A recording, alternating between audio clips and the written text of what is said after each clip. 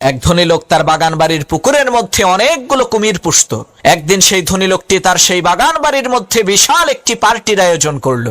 অনেক লোকজন সেই ধনী লোকটির আমন্ত্রণে সেই বাগান বাড়ির পার্টিতে এসে জনমের মতো ভালো মন্দ খেলো। এরপর সেই ধনী লোকটি মাইক দিয়ে ঘোষণা করলো, আপনাদের মধ্য থেকে কেউ যদি আমার এই কুমির বোঝাই করা পুকুরটি পাড়ি দিয়ে সাঁতরে এই পাশ থেকে ওই পাশে যেতে পারে, তাকে আমি 10 কোটি টাকা দেব, না হয় তার সাথে আমার একমাত্র সুন্দরী কন্যাকে বিয়ে দেব।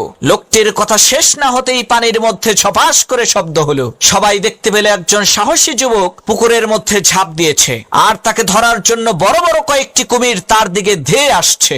এদিকে সেই যুবক ছেলেটি প্রাণে বাঁচার জন্য তার সমস্ত শক্তিকে একত্রিত করে ঊর্ধ্বশ্বাসে সামনের দিকে সাঁতরে যাচ্ছে।